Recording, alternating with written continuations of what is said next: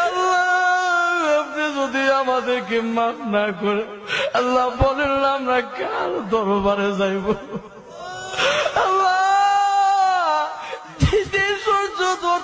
উপরে থাকবে আসল ময়দানে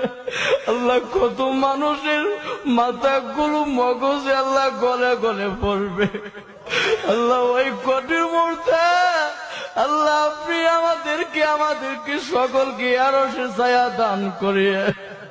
আল্লাহ আমাদের সকলকে বিদায় হিসাবে জান্নাত দান করিয়ে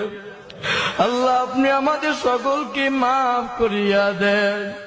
আল্লাহ দুনিয়ার আওলাদের আমাদেরকে বলিস না বাড়ি গরু ভাইয়া জমি জামা ভাইয়া তখন পারবে আমাদেরকে বলিস না আল্লাহ আমাদের মাথা ভিতর খবর